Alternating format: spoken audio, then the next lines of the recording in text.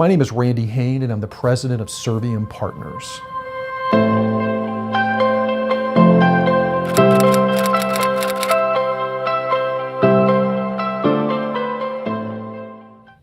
I want to speak to you today about the importance of candor in the business world. And I'd like to start by giving you just a quick little history lesson about St. Thomas Becket, who was a 12th century Catholic saint and martyr. You may recall from history that he was the Archbishop of Canterbury. And for the 7 or 8 years that he was the Archbishop, he was always a candid thorn in the side of King Henry II, who eventually had him murdered. It's said that he turned to a trusted friend on his way to his ordination. And I want to paraphrase the quote that's been handed down through the ages to us that the Archbishop said to his friend. In essence, he said, "I want you to come to me in private and tell me when I err, for it is dangerous for men in power if no one tells them when they do wrong." And that's a very profound quote that's always stuck with me, and it's been the catalyst for a lot of deep thinking on my end about the idea of candor. As a coach and a consultant, it's my opinion that the lack of candor in business, quite frankly, is pervasive. We don't speak enough about what really is going on. We don't speak the truth. We're not realistic enough with each other about what's going on around us. And I think often that happens because we are fearful of candor. We misunderstand candor.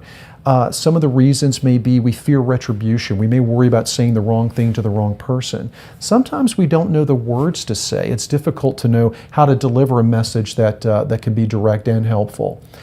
Another idea here is that we may fear hurting people's feelings. There are a number of reasons why we don't deliver candid messages, but those are 3 that I've seen.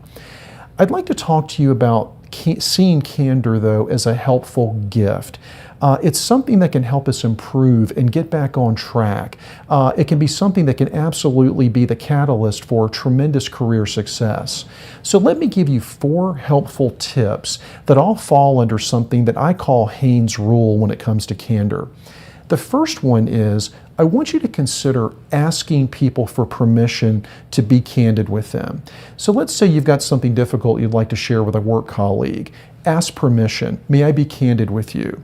What happens is they'll say yes, they always do, and then you have permission to speak truth, but the wall has come down a bit and they've entered into a bit of a psychological contract. They know it's coming, you did ask permission, and now you're ready to give the message you need to give. That always works for me.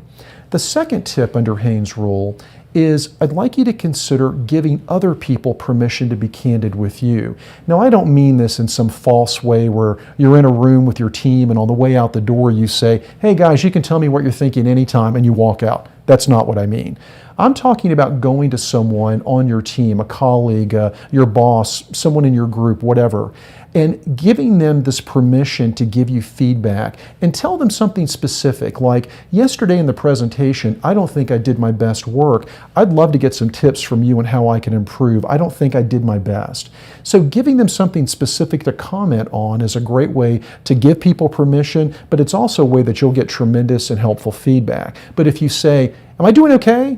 you're not going to get the response you're looking for. The third tip under Hain's rule is sort of a series of things. I want you to consider being calm and respectful and helpful. The tone of voice that I'm using with you right now is the right way to deliver candid messages. Be respectful of the other person. Understand them. Know how they might receive you. That's a sign of respect. But also be helpful with the candor. Don't just say you're not doing it right. Why not offer some very helpful advice to get the person back on track? The final bit of advice under Hain's rule is do it in person.